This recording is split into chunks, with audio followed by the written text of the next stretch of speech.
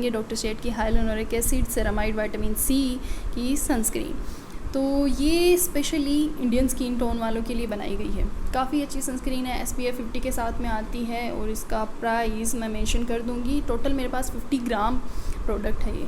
और ये सनस्क्रीन, इसमें जो सेरामाइड है ना, सेरामाइड का काम होता है डीप मॉइस्चराइजिंग का काम करना, और ये इस तरीके से स्किन में ब्लेंड होता है, पता ही नहीं चलता आपने कुछ लगा रखा है क्या। अगर आप मेकअप कर रहे हो उससे पहले सनस्क्रीन लगा रहे हो, और या फिर आप किसी ऐसी सनस्क्रीन यूज़ में ले रहे हो कि पसीने से परेशान हो गए, क्योंकि मेरे पास भी ऐसी सनस्क्रीन है इन पाँचों में से, इतना बुरी तरीके से मुझे पसीना आया ना, मेरी ज़िंदगी में नहीं आया कभी। मुझे ऑयल आता है, मुझे ऑयल आता है ये क्या बोल दिया मैंने, कि मेरी स्किन पे ना ऑयल आता है, पर मुझे पसीना इतना कभी नहीं आया, इतना ज़्यादा पसीना आता है। फिर मैंने वो भी देखा कि पसीना किस वजह से आता है, वो भी मैं आपको आगे बताऊँगी। तो ये पहली सनस्क्रीन मैं बिल्कुल रिकमेंड करूँगी, मेरी सबसे ज़्यादा फेवरेट है ये।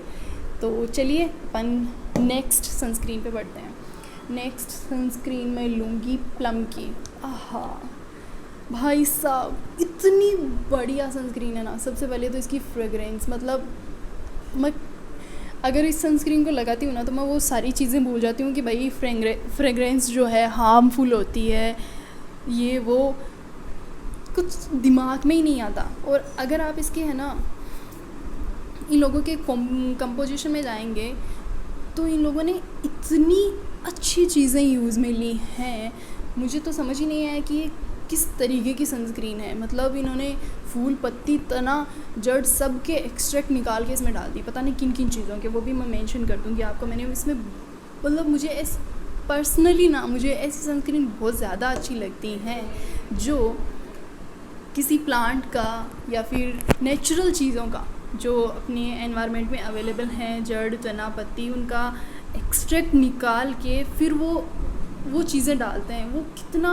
बढ़िया काम करता है हमारे लिए। तो इसी वजह से मुझे ना ये सनस्क्रीन बहुत ज़्यादा अच्छी लगी। और ये प्राइस वाइज भी SPF 35 है और इसका प्राइस भी 500 के समथिंग होगा। तो ये सनस्क्रीन बहुत अच्छी सनस्क्रीन है। और इसमें स्पेशलिटी है कि इन्होंने ग्रीन टी डाल रखा है, और जितनी भी कॉम्बिनेशन स्किन हो गई, ऑयली वाले, ड्राई वाले, कोई भी इसे इस्तेमाल कर सकता है। पर अपन जब इसे लगाते हैं ना तो मॉइस्चराइज़र वाला फ़ील आता है कि अपन ने मॉइस्चराइज़र लगाया है, इस तरीके का फ़ील आता है। बहुत अच्छी सनस्क्रीन है, आप आराम से इसे डेली यूज़ में ले सकते हैं। तो ये मैं कहना चाहूँगी कि डॉक्टर शेड, प्लम और हाइलुरोनिक एसिड ऐसी सनस्क्रीन है कि अपन आराम से रोज़ाना लगा सकते हैं। लास्ट शील्ड और मिनिमलिस्टिक, ये इतनी अच्छी तरीके से प्रोटेक्ट करती हैं बहुत ज़्यादा, जहाँ पे कड़क धूप है और आप बच ही नहीं सकते, ये सनस्क्रीन लगाओ पक्का बच जाओगे। थोड़ी सी अनकंफर्टेबल है, ज़्यादा पसीना आता है, ऐसे फील होता है कि प्रोडक्ट पूरा वॉश आउट हो गया, पर नहीं ऐसा नहीं होता है। ये फिर भी काम करता है, पता नहीं कैसे करता है पर काम ज़रूर करता है। और पसीना बहुत ज़्यादा आता है। पसीने की बात ये है कि पसीना इतना ज़्यादा पसीना क्यों आता है, इस वजह से आता है कि जैसे मटका होता है, मटके से जब पानी झरता है ना, पानी झरता रहता है और पानी ठंडा रहता है, तो ऐसे ही ना अपनी स्किन होती है, अपने पसीना आता है वो उड़ जाता है, अपन को पता नहीं लगता। और फिर अपन ये सनस्क्रीन लगाते हैं तो वो एक ऐसी परत बना लेता है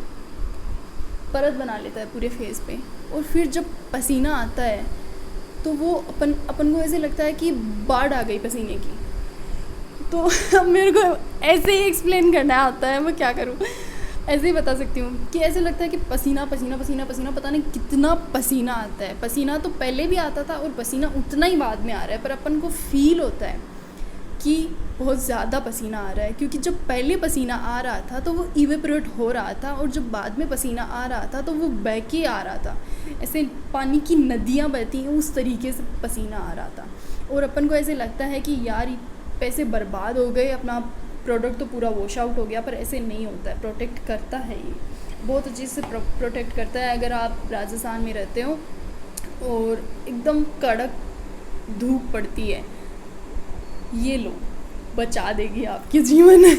और अगर आपको मतलब ऐसे है कि कुछ फ्रेग्रेंस भी चाहिए और केमिकल नहीं चाहिए ज़्यादा। और मतलब मेरी तरह आपको ऐसी चीज़ें पसंद हैं कि प्लांट बेस्ड चीज़ें होती हैं, उनकी आपके फूल में से उन्होंने एक्सट्रैक्ट निकाला, क्योंकि ऐसी फूल में भी उन चीज़ों में ऐसी क्वालिटी होती है कि वो SPF का काम करती है। तो प्लम ने भी वैसे ही किया है। तो प्लम ने क्या किया कि प्लांट से उन्होंने किसी प्लांट की जड़ ले ली, किसी प्लांट का तना ले लिया, किसी प्लांट की पत्ती ले ली और उनकी रिसर्च की और उन्होंने देखा कि इसमें कितना SPF है। तो इन लोगों ने ना जड़, तना, पत्ती, आप पीछे इसके पीछे तो नहीं लिखा हुआ, इसके डब्बे में लिखा हुआ है, इसके डब्बे के ऊपर लिखा हुआ है कि इसमें इन चीज़ों का एक्सट्रैक्ट डाला हुआ है और वो SPF का काम करती हैं। तभी तो इस पर लिखा हुआ है SPF 35 और PA+3 रेटिंग। जैसे अपने अब आपने देखा होगा कि कोकोनट ऑयल हो गया, वो भी SPF का काम करता है। अपन दुपट्टा वगैरह लगाते हैं, कपड़े पहनते हैं, वो भी SPF का काम करती हैं। सेम वैसे ही है। तो इन चीज़ों में ना जो केमिकल सनस्क्रीन होती हैं वो उनमें केमिकल्स होते हैं जो SPF का काम करते हैं। पर अगर अपन देखें कि लॉन्ग टर्म के लिए अपन को कोई चीज़ें लॉन्ग टर्म में यूज़ में लेनी है, तो यार कितना केमिकल लगा के अपन खुद को प्रोटेक्ट करेंगे। अपन केमिकल लगा के खुद को प्रोटेक्ट तो कर लेंगे, पर थोड़े दिन बाद क्या होगा कि अपन की स्किन इतनी सेंसिटिव हो जाएगी कि अपन को दूसरा केमिकल लगाना पड़ेगा उस चीज़ को रिकवर करने के लिए। तो इतनी सारी चीज़ें अपन अपने हाथ से ही कर देते हैं और हमें पता भी नहीं चलता। तो ये है जी बात कि अगर आपको ऐसी सनस्क्रीन देखनी है जो आप लंबे टाइम तक लगा सको और केमिकल्स आपको बिल्कुल भी अच्छे नहीं लगते, हाँ माना कि 1-2 केमिकल्स हैं और वो होंगे ही, होना ही होगा, और इसमें प्रिजर्वेटिव भी आएगा ये बेचारे, वरना कैसे प्रिजर्व करेंगे इनको। तो प्लम वाली बहुत अच्छी सनस्क्रीन है। ऐसी सनस्क्रीन चाहिए कि आप पूरे दिन लगाओ और फिर मुँह धो और उसके बाद में बहुत अच्छा सा आपके चेहरे पे निखार आए। आपके चेहरे पे थोड़ा सा पिगमेंटेशन भी हो रखा है तो आप डॉक्टर शेड्स की सनस्क्रीन ले सकते हैं। डर्मा को मुझे उम्मीद तो बहुत ज़्यादा थी इससे कि पता नहीं मेरे चेहरे पे ग्लो आएगा, जितने भी पिंपल्स हैं वो सारे चले जाएंगे, पर ऐसा कुछ नहीं हुआ। इसको मेरे भाई ने यूज़ में लिया है, वो कोचिंग करता है, वो डेली जाता है, उसको कुछ भी फ़र्क नहीं पड़ा।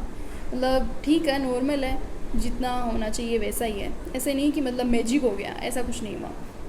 और नेक्स्ट जो आती है वो लास्ट शील्ड की। लास्ट शील्ड को मैंने बताया कि मतलब यार ऐसे वो जैसे कि टेल्कम पाउडर ले लिया और उसमें कोकोनट ऑयल मिक्स करके आपको दे दिया, तो वैसा फ़ील आता है। मुझे ना पर्सनली ऐसी चीज़ें अच्छी नहीं लगती, जैसे वो वाइट भी दिखता है तो ठीक ठाक है। और ऐसे मिनिमलिस्टिक सनस्क्रीन बढ़िया है, PA+4 रेटिंग है, पर इतनी कंफर्टेबल नहीं है। और लास्ट शील्ड ने ना इस पर वाटर रेसिस्टेंट लिख रखा है, पर यार इतना पसीना आता है, कहाँ से क्या बोलूँ मैं। इन दोनों सनस्क्रीन लगा के ऐसे पसीना आता है और फिर पता भी नहीं चलता कि मैंने इन दोनों को, ऐसे भी मैं जब एग्ज़ाम देने जाती थी ना तो इन दोनों सनस्क्रीन को मैंने इतनी बार ट्राई किया है कि मैंने सोचा चलो दोबारा ट्राई करते हैं। एक साइड में एक सनस्क्रीन लगा के गई हूँ, एक साइड एक सनस्क्रीन लगा के। एंड में ना ऐसे पता चला कि भाई पता नहीं चलता कि किधर कौन सी लगाई है। मतलब 10-15 मिनट बाद, आधे घंटे बाद दोनों सनस्क्रीन सेम तरीके से ब्लेंड हो जाती हैं और फील भी सेम आता है और पसीना भी उतना ही आ रहा है दोनों साइड बराबर। तो यार इतना पसीना बर्दाश्त नहीं होता। बहुत ज़्यादा पसीना, किस काम का इतना ज़्यादा पसीना। ठीक है, जिनकी ड्राई स्किन है ना वो ये वाली सनस्क्रीन ले सकते हैं, और जिनके कभी पसीना नहीं आता तो वो लास्ट शील्ड वाली मिनिमलिस्टिक ले सकते हैं, क्योंकि कभी कभी पसीना आना भी ऐसे फ़ील होता है कि सारी डर्ट निकल गई, सारे पोर्स खुल के सारी डर्ट निकल रही है। यही है। और आपको कौन सी अच्छी लगी सनस्क्रीन आप कमेंट करके ज़रूर बताइएगा। अगर वीडियो अच्छा लगे तो लाइक करना, शेयर करना, सब्सक्राइब ज़रूर करना। और थैंक्स फॉर वॉचिंग।